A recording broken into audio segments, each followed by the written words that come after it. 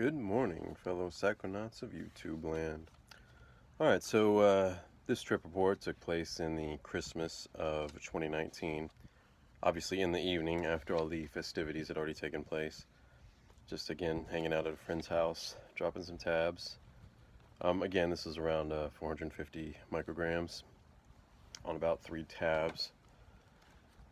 And so I got the typical symptoms during the come on of tracers and fractals and overall general sense of well-being, so forth and so on, your typical mainstream symptoms of LSD. So, about 45 minutes to an hour go by and I start peaking. So at this point I step outside and sit down in a chair, and since this was in the evening, this was getting close to sunset, so I just started observing the sky, enjoying the theater of fractals happening before my eyes that are taking place in the canvas of the sky from horizon to horizon. And I've sort of touched upon this in one of the previous videos, but it seems that when you observe large-scale phenomenon in nature while in these states, it's very stimulating to the visuals that you see, and in particular with the rising and setting of the sun and the coming out of the stars. There's a lot that's very stimulating when you observe these things while in these states, especially when you're peaking. You connect with it better and you view it more in this archetypal sense, like when I've said before, like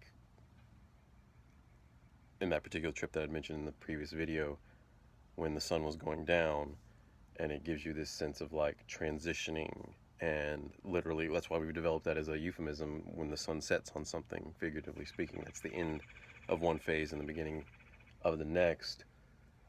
And when you're witnessing these things while in these states, you get this sense of like awe and wonder that you're witnessing like something divine, something cosmic, some huge transition. It just makes you appreciate it more, I guess, the sort of magic of nature in that respect. And so the sun was going down and turning the sky kind of magenta and then purple, and then some of the early stars start coming out like Sirius and so forth. And yeah, filling me with that very sense of wonder of like, holy shit, maybe this is how our ancestors felt.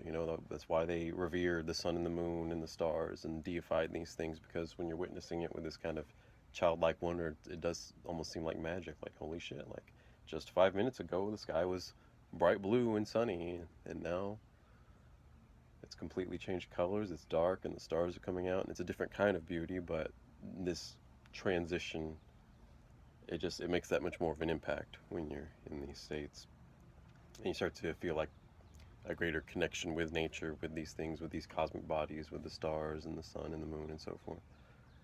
Anyway, so I'm riding high on this kind of sensation, and I had always heard up to this point, like, dude, when you're tripping on acid, you gotta listen to music, man. It just enhances the experience. And for whatever reason, up to this point, I hadn't actually sat down and tried that while tripping on LSD, so I throw in my earbuds and put a song on my phone. It was Latch by Disclosure, and I know. Ha! Gay! But be that as it may, I've always liked the song. I didn't really have a problem with it, so I put it in and enjoy it. Didn't really give a fuck. And wow, it's true what they say. Like, as soon as the song kicked in, it totally changed the fractals that I was seeing on the sky, and they like took form and played out a theater to the song. And what I saw covering up the entire sky, like, you talk about being filled with this sense of witnessing something divine when a visual takes up the entire canvas of the sky from horizon to horizon, all the cardinal points from east to west, north to south. It's just enveloping this entire dome-like appearance of the sky as the stars are coming out. What the fractals took on the form of was like this gigantic galactic lotus flower, like you might see in a lot of Hindu imagery.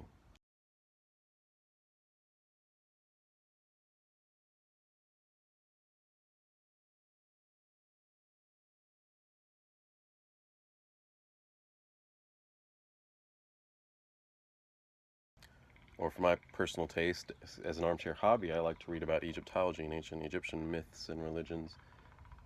And there's a lot of lotus in that artwork too, a lot of images of gods sitting upon lotuses, and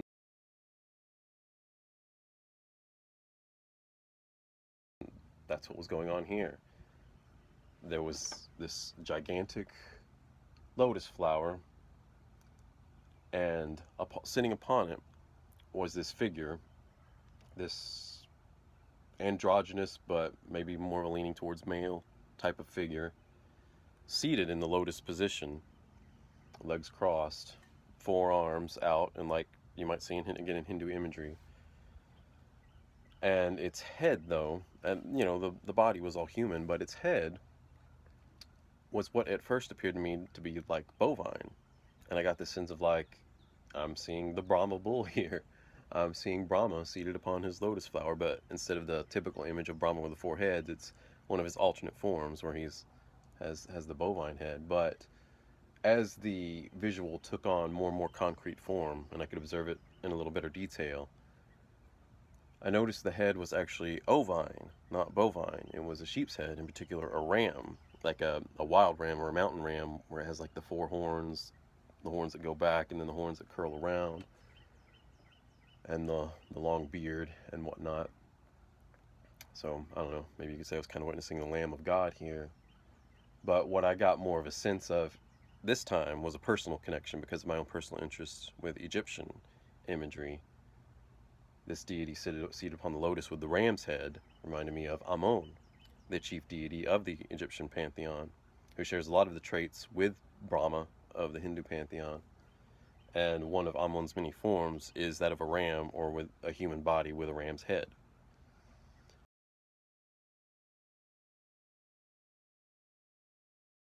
But I just got the sense that I was witnessing like the character, the deity, the entity, God, if you will.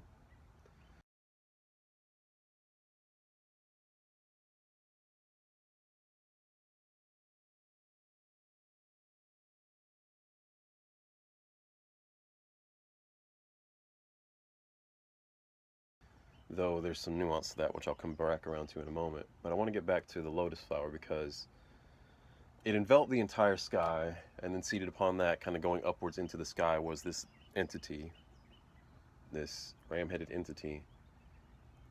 And the lotus flower was spinning to the rhythm of the music.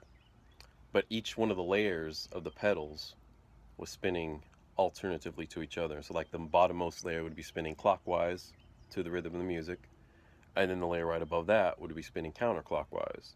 Then the layer petals right above that would be spinning clockwise, and so forth. But they would maintain that direction like during the verse of the song. Then when the song got to the chorus, each layer would shift and start rotating opposite of what it previously was. And it would keep doing this: verse, chorus, bridge, verse, chorus, and so forth, and so on. So that it was kind of performing this like cosmic dance to the rhythm of the music that I was listening to. But what I also observed that's very significant for this trip, and like the message that it was trying to convey, so to speak, was that the entire field of my vision of what you could see of this world, like everything of Earth out to the horizon, the curvature of the Earth and whatnot, all the mountains out on the distance in the horizon, all the way around me, all behind it, was seated, it was rested on the very tip of just one of these petals of this gigantic cosmic lotus that was taking up the entire canvas of the sky. So it was like this one giant lotus petal that was going backwards, you know how distance and vision works. So like this entire field of vision of the earth that you can take in with your eyesight was seated on the tip of one of these lotus petals. And we were just one world. Like each of the petals of this cosmic lotus represented a different world, or you might even say a different universe or a different dimension. And the lotus itself kind of represented the multiverse in action, and just this cosmic dance, this cosmic rhythm, that as these lotus petals were spinning around, I was just seeing like other worlds on the tips of those other petals rotating around, and then ours rotating around past them. and so forth and so on. And that all of these worlds, all of these universes were connected and part of this one living organism, this lotus flower, at the center of which was this character, this deity that was responsible for directing all of this phenomenon. And that's what I mean when I say I'm hesitant to use this term God to describe this entity that I was seeing, because it came across as very sort of, it didn't come across as a sentient consciousness. It came across more as like a statue or a robot. It was very cold. It didn't emote. It didn't even blink its eyes. But it was still very much not just a visual. Like, it had this way of communicating almost telepathically data to you to affirm that your interpretation of the visual is correct. That, yeah, I'm witnessing this archetypal imagery to convey to me the multiverse in action, and this like cosmic song, so to speak, this cosmic dance. And it was trying to communicate to me that it was in the position or the function of what we might be tempted to call a god or the god, and that it was sort of like in the role of like it. Okay, that's where the nuance comes in. It didn't come across as like the creator of any of this, but more like the administrator of all the phenomenon of the multiverse. It didn't create the multiverse. It itself is a creation of the multiverse. The multiverse is chief, is king, is what's responsible for creating everything, which is represented in the lotus flower itself. But it's like, just as the lotus flower and all of its petals give birth to all of our different worlds and universes, so too in its center it gave birth to this function, this almost like a program, if you will, this robot or entity or statue, this ram-headed entity was seated at the center, because it's almost like you know how in old school telephone systems there would be an operator that had to like unplug the wires and then reconnect you and plug it into a different hole over here. So there'd be this one lady in charge of connecting all the different telephone lines so that all the different people across the country who had a telephone could communicate with each other. And that was more the sense of what was coming across, that the role this entity had, whether it's Amon or Brahma. And that's another thing too, is that when in my mind, as I'm seeing it, I'm trying to like identify it.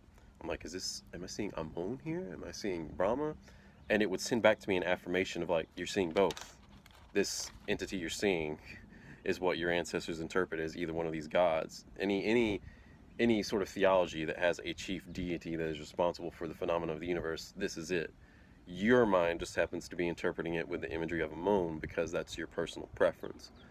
But if you were a Hindu and you were looking at this thing, then yeah, you would see Brahma and the Brahma bull.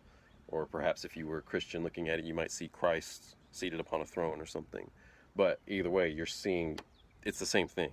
It's just an archetypal force that's actually abstract. It doesn't have a physical form, but when under these substances, or perhaps under meditation or whatever other altered state of consciousness, when you're given access to being able to see these type of phenomena of the universe, your mind will project imagery upon it, based on your mind's own preferences, personalities, its own DNA, and perhaps genetic memory or whatever.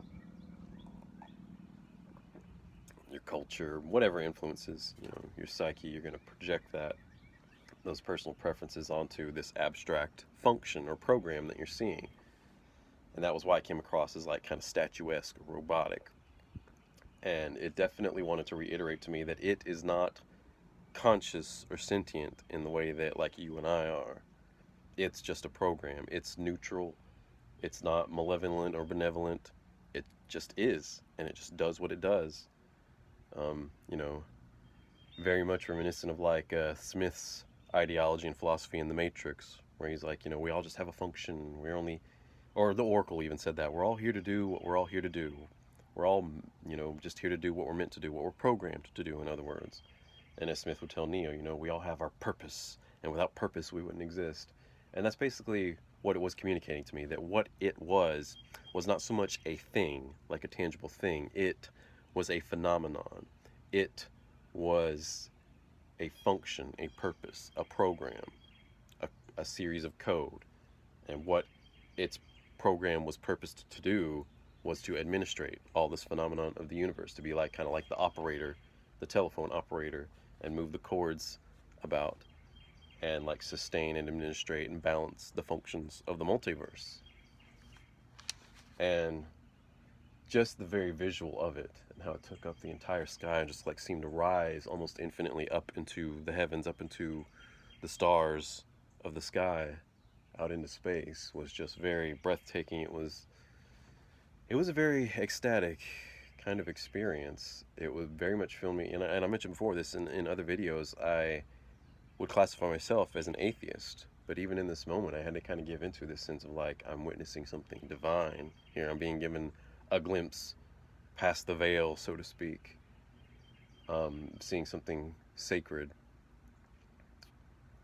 And definitely, and I know this is weird to say because I mentioned how this entity wasn't conscious or sentient, and it's just this like archetypal statue or program, but I felt a sense of bonding with it, and more so with the lotus. In fact, actually, in this trip, the lotus flower itself felt more alive and more like a sentient entity than did the deity sitting on top of it.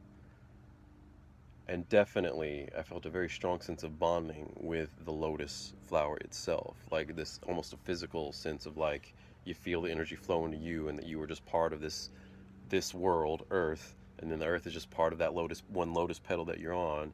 And then that lotus petal is connected to all these countless other dozens, maybe even hundreds that I was able to see. Lotus petals on this gigantic cosmic flower that was spinning around to the rhythm of the song. And even felt a connection to this ram-headed entity, this lifeless, emotionless ram-headed entity. It was just this sense of like everything's together, everything's connected. You're one with us and we're one with you. But also, the lyrics of the song that I was listening to started to give me these sensations of like myself and this lotus visual that I was seeing. These lyrics reflected our sentiments about each other, because it's a love song. I'm sure you've all heard it. It had a little brief run on the radio back in like 2012 featuring Sam Smith. Gay! But you know, it's very love-based lyrics. You know, now I've got you in my space and I won't let go of you, I'm gonna hang on to you forever. These kind of lyrics. And the sentiments conveyed in those lyrics I was feeling for this phenomenon, this Cosmic Lotus, and was feeling that it was reciprocal. Like whatever sentience was in this Cosmic Lotus, it was conveying back to me, like it was reciprocating the feelings that I would have, almost like we were telepathically singing this song to each other. Very much a sense of like soul bonding, I guess, for lack of better terms, to convey what the sensation was. Because I literally don't have any better terms to convey what it was. It was definitely, up to that point, it had been the most fun and ecstatic and blissful LSD trip I had. And then, just like that, like all this took place in the brief 4-minute span that song was playing, and once the song stopped, boom, immediately, the visual dissipated. And obviously it didn't come down, I wasn't sober, I was still very much high, but it just went back to the same like generic, random fractals that it was before. And I was no longer seeing the Cosmic Lotus with the Ram of Ammon or the Brahma Bull or whatever seated upon it. And needless to say, I was blown away, and I was like, alright, I'm sold. Yeah, playing music during an acid trip that's where it's at. And I would go on to be able to repeat that success, incidentally, with the exact same song, while staring at astral phenomenon up in the stars, while playing music, while peaking on acid. That very much influences, and it gives like theater, it gives a theme to, at least in my experience, it gives a theme to what you're seeing when you play music while you're tripping. It gives like a theater or a script to the visuals. Not scripts that even necessarily correlate with the song you're listening to, though the movements and motions of it do correlate with like the rhythm and tempo of the song. but the lyrics of the song don't necessarily correlate with what you're seeing. But the song does help give like concrete form to what you're seeing, and it plays out a story every time, in my experience. Um, so I try to script down some notes to touch on all the key points and not be so redundant. So let's see, where are we up to? All right, yeah, so just like that, it was over. And also, just like that, all the feelings, the sensations I was having of like this bonding with the universe and remembering my oneness with all that is, or so forth, that too was over. And it's very jarring when it just stops suddenly like that, and you're just all of a sudden, your consciousness is thrown right back down here into Earth, back into human space and being a human, and back into this mundane life here on planet Earth. And not only is it very jarring for it to happen so suddenly like that, but it's also very like, it felt very confusing and also very disappointing. Like, I remember I came back inside once that was done to kind of try to cope, like to process what I just seen, but also to cope with this sensation of like disappointment of being hurled back into human life. And I remember walking back inside and telling my friends, like, really? This is it? This is what life is? Like, I just saw God. And now suddenly I've got to go back to being a mundane monkey again, doing these mundane monkey things here on Earth. Like, no, I want to go back to that space. I want to be there. I want my consciousness to dwell and live there in that space up in the heavens with these cosmic flowers and deities and shit. Like, that was blissful. That was euphoric. And like, I got to come back to this. I got to do this again now. This kind of sucks. And of course, because I was high, you know, my friends were just kind of laughing at me. Oh, yeah, you're baked. You're just talking off your ass, you know. The way people often dismiss these things that take place in psychedelics. And so I wasn't getting any reassurance from my friends, and so I just remember kind of falling to a little brief state of like, I guess, depression or whatever, just kind of trying to cope with these sensations and like this, like once you experience a euphoria of that magnitude, coming back down to these normal states of emotion and even these normal states of physical sensation, coming back to a three-dimensional space navigated by five bodily senses.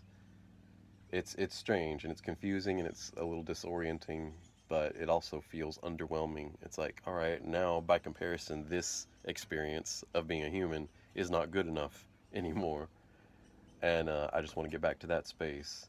And it definitely makes this world feel like the illusion that it is, like a matrix, like something fake, and that out there is what's real. And so I remember sitting against a wall, and I don't know, maybe it was almost like being like a baby crying, because I remember kind of curling up into this like fetal position up against the wall and burying my head, closing my eyes and burying my head into my knees and just trying to will myself back into that space. And then when that didn't happen, I just remember kind of trying to concentrate and like meditatively will myself to log off of this matrix. Like, all right, I'm clearly stuck in here in some kind of illusory world, the world of the Maya, the dream world. I don't know, if that's the case, maybe I can unplug and will myself out of it. And so I just remember concentrating and trying to do that with my eyes closed and buried in my knees. And since I was still very much high, still very much kind of in the plateau of my peak, this too was affecting the imagery I was seeing. When I closed my eyes, I would still see kind of the same fractals, the same waveforms of energy happening, but it was very much like this. It was a lot more dense because it's not having to compete with, I guess, your human vision that your human eyes are seeing. It's not having to compete with that data. You're just getting purely the data of the chemical. So I'm seeing the same kind of fractals, but they're like thicker. I'm seeing them for what they actually are and their true vibrance. They were very rainbow colored, and it was almost like I was looking at a wall of water, of like rainbow colored water, and just different ripples vibrating through this like rainbow colored water that was vertical, like this wall in front of my vision.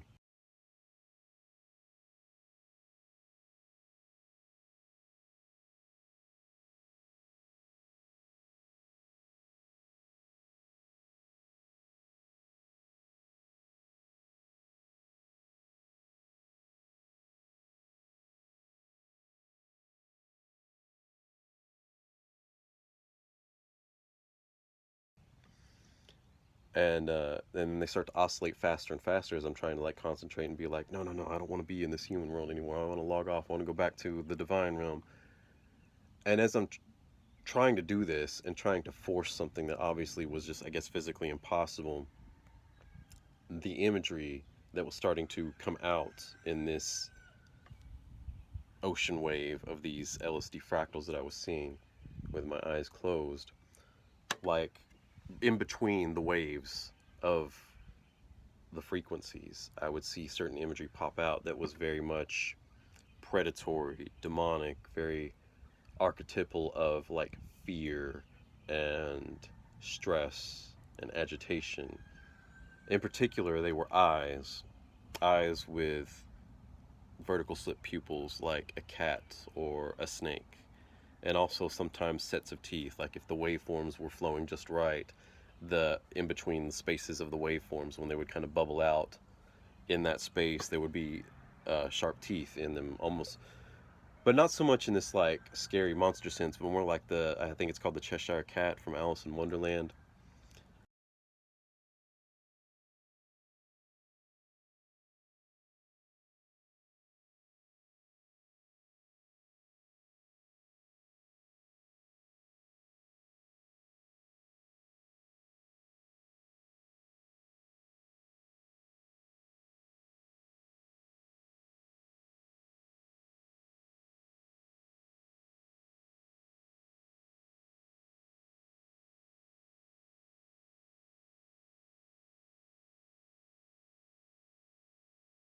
This imagery didn't come across to me so much as like scary or like trying to hurt you, and at no point did I feel fear in response to this imagery, and at no point did I think that it could possibly hurt me or cause any pain to me or any damage to me. What it came across as is more like trickster, jester, joker type characters, like imps and demons that just want to fuck with you. They're not out to get you or to kill you, but they're there to like fuck with you and toy with you and kind of torment you.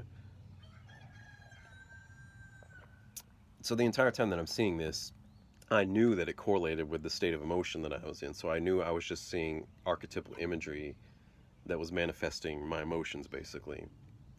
And but also I got this sense of like gatekeepers, for lack of a better word. I felt like I had an armchair knowledge of like the idea of the bardos in the conception of the afterlife according to Tibetan Buddhism. I have a copy of the Tibetan Book of the Dead, and I've kind of thumbed through that. I haven't read it cover to cover. So I have a little basic armchair knowledge of that and how like the system of the bardos works and stuff. And I know that one of them is the bardo of like these wrathful deities. Like first you go through a bardo of peaceful deities, and they kind of reassure you that you're on the path to the afterlife and you're on the path to your next incarnation and so forth. And once you make it through that, you go through a bardo of wrathful entities, and this is supposed to be like you dealing with your karmic residue and your past traumas and so forth. So in that sense, it's still kind of just archetypal, and the book, as far as I know, the Tibetan Book of the Dead still tells you that. It tries to reassure you that through each bardo, you just got to remind yourself what you're seeing is you, it's yourself. These are parts of your own karmic residue that have now taken on physical form in front of your eyes. But remember that at no point are they distinct from you. They are you. So just embrace that. And that's what will get you through these bardos. And that's very much the sense of what I was getting in this imagery that I was seeing. It was very much, I just kept being reminded of that, of like, this is almost like my mind is going through the bardo of the wrathful deities. Like I went through the bardo of the peaceful deities, and that was the cosmic ram that I was seeing, and now I'm in this bardo of the wrathful deities, of the parts of my mind that don't want to cope with having to live a human life, but that want to just live the easy, peaceful, blissful existence of just sitting on a lotus flower and watching the cosmos do its thing. Um, and then this is where it gets really interesting, especially for some of you viewers out there, because I know a lot of people who take interest in these sort of things, of trip reports and you know, psychedelics and the philosophy of people like Terence McKenna and Alex Gray and so forth. There is a lot of overlap between that audience and the audience of people like David Icke, who has also experimented with certain psychedelics like ayahuasca and shrooms and stuff to inform his worldviews as well. But like I said, because in between these waveforms, I was seeing things like fangs and sharp teeth, and I was seeing vertical slit pupils that were very much reminiscent of a serpent or reptile, you might say. These waveforms started to shift and take on a certain kind of pattern, a certain kind of shape. And in between these waveforms, again, vertical slit pupils appear, eyes, and then they started to kind of shift together so that they look like a set of eyes. And then from out of these waves, like emerging out of it, almost like in Terminator 2 when the T-1000 like emerges out of a wall or out of the floor or something. At first he's just this flat surface of liquid, and then he rises up and takes form. It was like that.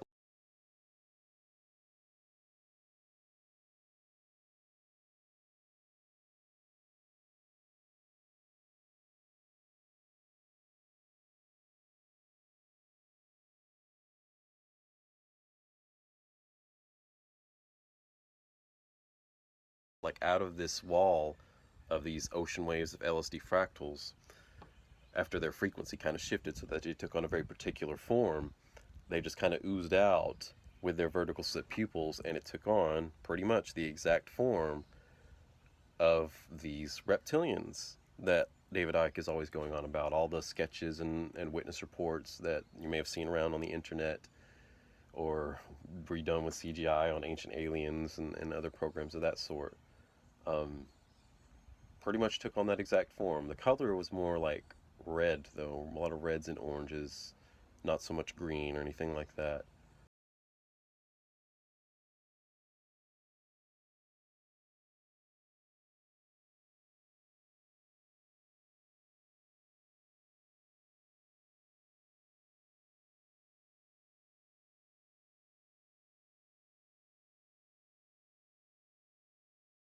But I could also see that what we interpret as scales in these forms, like I guess when there's, if these things actually exist and people are actually seeing these entities or these hallucinations, whatever they are, I think what we are interpreting as like scales and reptile imagery, that's just our human experience, again, projecting what's familiar to us upon these forms that we're seeing. Because I could see how it looked like scales, like kind of like reptile or dragon scales, but it wasn't. It was what looked like scales were actually just the shape of the waveforms that were previously there prior to this entity appearing from out of the pool of waves.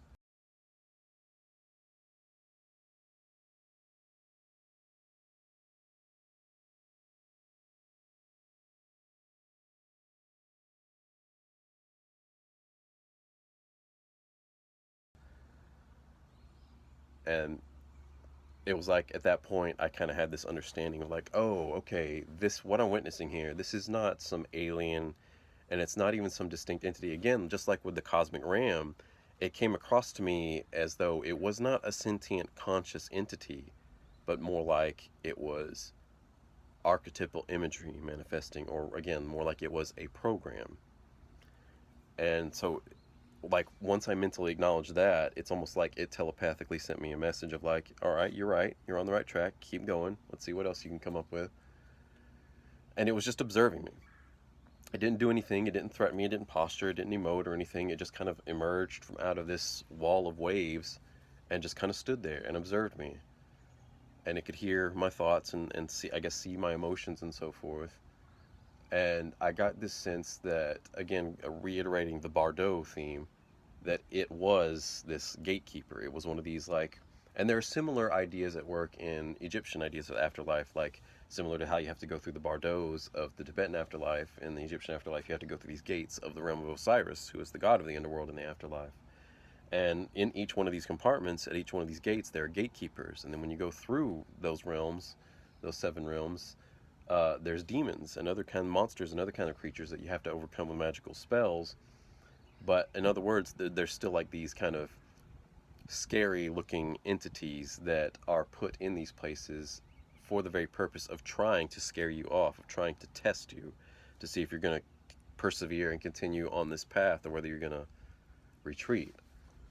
And it was almost like once I gave in to the realization that this was not a reptilian in that sense, in the way that like David Icke conveys it, even though it looks exactly the same, it wasn't a living creature.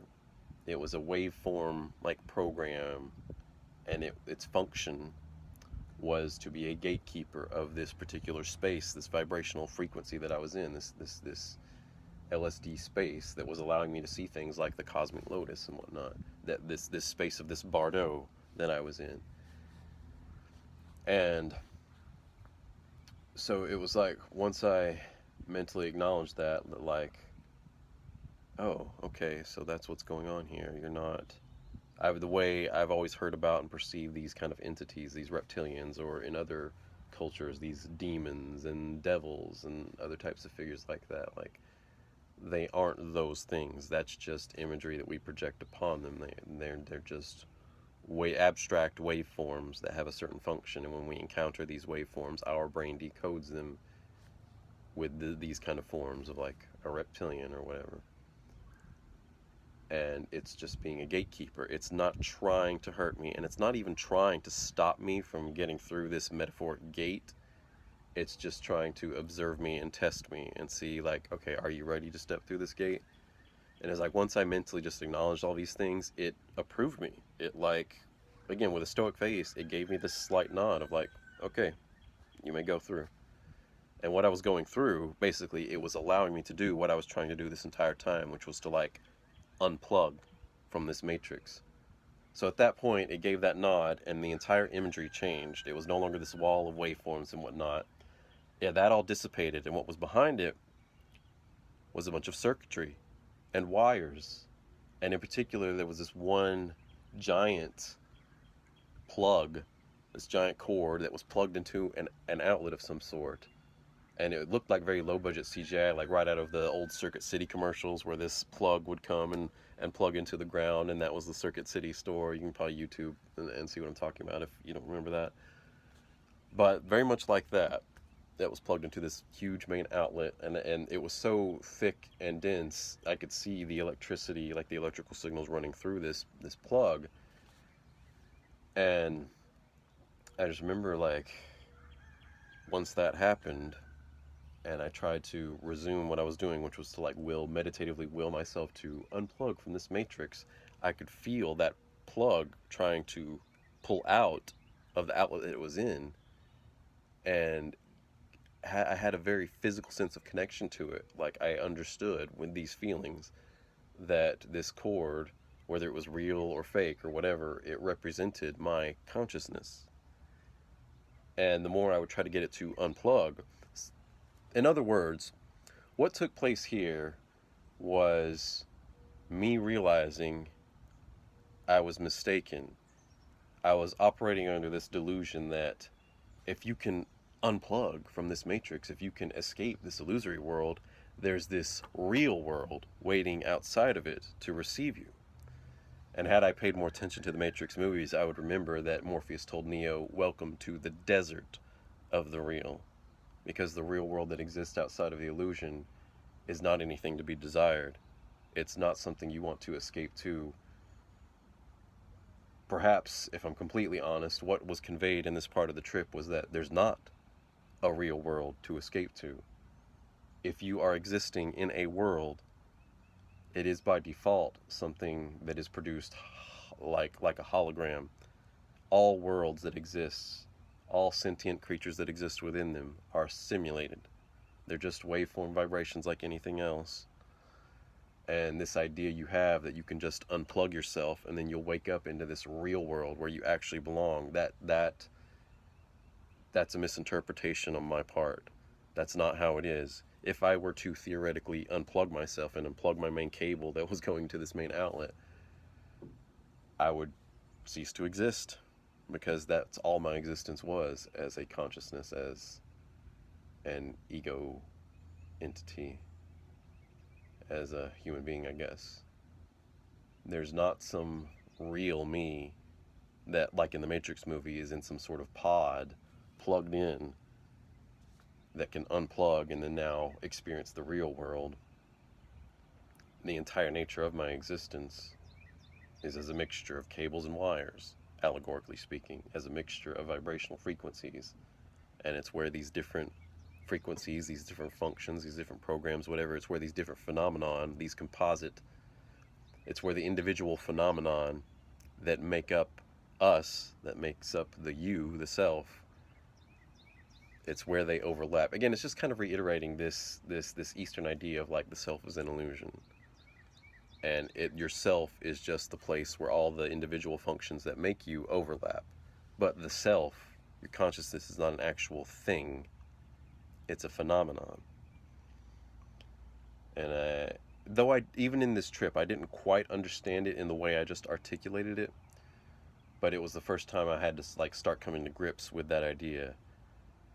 Like it was trying to like humble me and set me straight of like, okay, like that gatekeeper reptilian entity was like, okay, you want to peer past the veil, you want to unplug, so to speak. All right, well, we're gonna let you pass this gate and into the I guess a control room where all the computer parts that make up you are, and go ahead, try it, try to unplug, see what happens.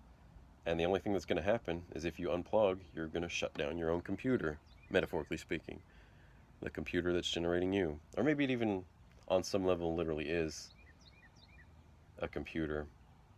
But I guess even if we are just a simulation within a chain of like numerous simulations of that become self-aware and then create their own simulation ad infinitum, at the end of that chain, there's still this, I guess you might say,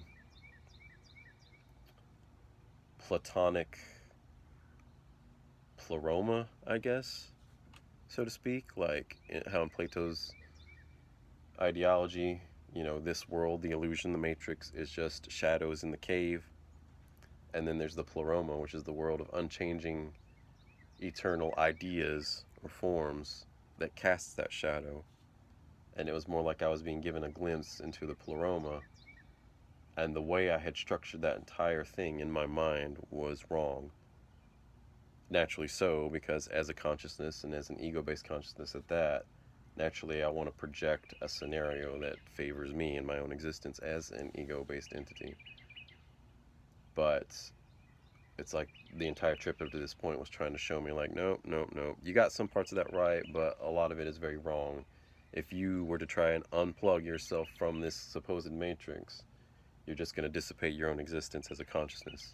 You'll still exist in substance, but in function, this function of being alive and existing and having a consciousness and having sentience, that all would dissipate. I guess in other words, consciousness is the matrix. And that was the biggest part of what I had to take away from this trip. Thanks for listening.